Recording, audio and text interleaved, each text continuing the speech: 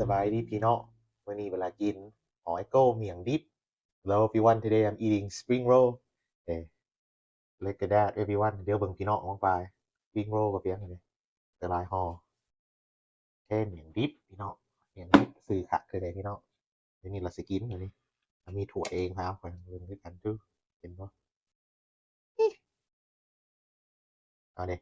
เอานักลงเรื่อยๆเลยของข่อยลูกแซ่บบ่พี่น้องจำเบิ่งเลยนี่เจเอามันมานำทูเนาะคือหลังนิดจำ seasoning sauce พี่น้อง I'm dipping my spring roll in seasoning sauce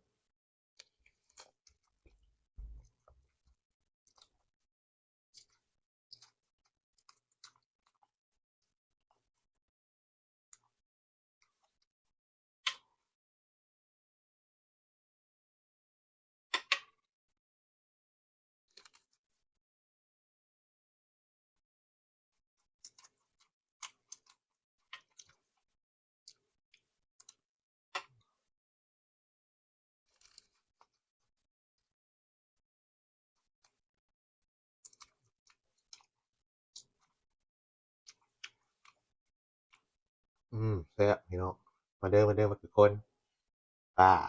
เวลาไปสิออกกันสิเดี๋ยว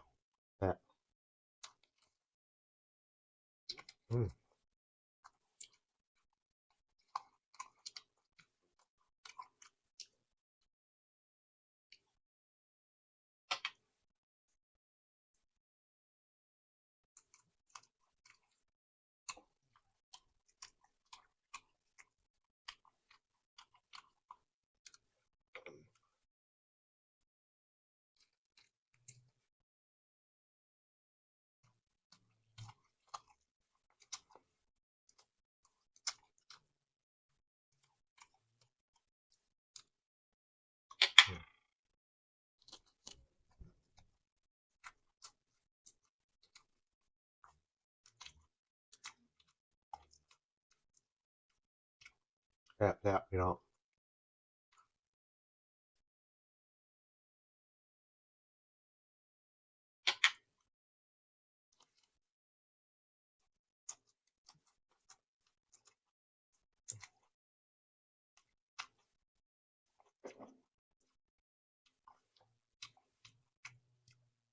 เดือน3แล้วพี่น้อง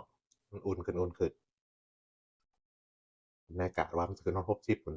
เดี๋ยวหักแล้วหักเรื่อยๆบ่พี่น้อง60แล้ว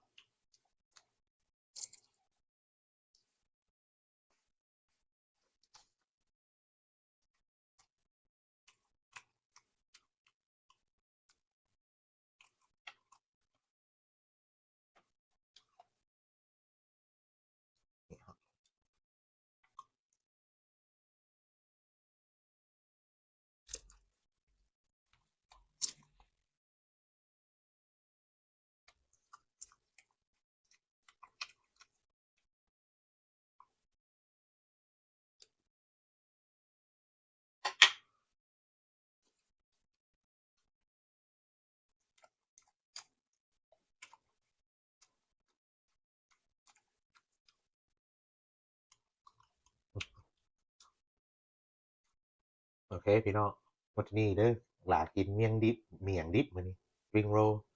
everyone that's it for today I ate spring roll today hope you enjoy it okay thank you for watching everyone โอเคขอบคุณคนมาติดตามมาเบิ่งเด้อบ๊ายบาย